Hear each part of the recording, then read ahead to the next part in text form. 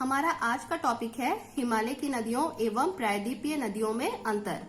हम सभी जानते हैं कि भारत में बहुत सारी नदियां हैं, पर भारत की जो नदियां हैं उनको दो वर्गों में विभाजित किया गया है। पहला है हिमालय की नदियां और दूसरा है प्रायद्वीपीय नदियां। ये दोनों नदियां जो है एक दूसरे से काफी भिन्न है और अपनी अलग अलग विशेषता भी रखती है। आज इसी के बारे में हम लोग विस्तार से जानेंगे। तो सबसे पहले हम लोग हिमालय की नदियों के बारे में देखते हैं। हिमालय की जो नदियां हैं वो 12 मासी होती है। कहने का मतलब है कि इन नदियों में सालों भर पानी भरा हुआ रहता है। कारण ये है कि ये नदियां हिमालय में जमे हुए बर्फ से पिघल करके निकलती है। साथ ही साथ इसे वर्षा का जल भी प्राप्त होता है, जिसके कारण ये 12 मासी होती है। दूसरी ओर है प्रायद्वीपीय नदियां।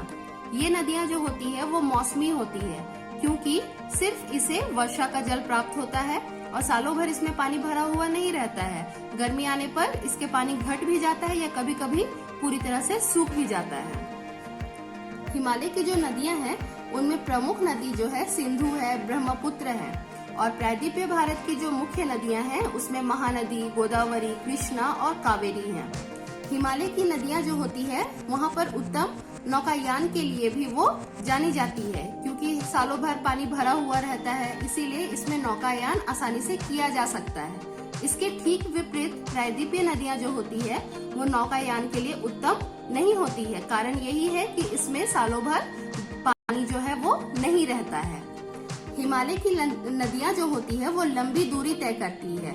लंबी दूरी तय करने का मतलब है कि ये जहाँ से निकलती हैं, जिस स्थान से निकलती है और जहाँ पर जाकर के खत्म होती है लास्ट समुद्र में, जब ये मिल जाती है तब तक ये जो दूरी जो है ये काफी लंबी होती है।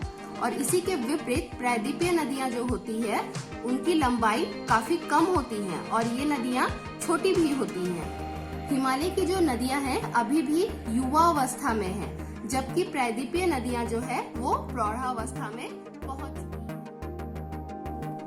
है। हिमालय की नदियां गाज का निर्माण करती है। गाज वी आकार की पतली गहरी घाटी होती है।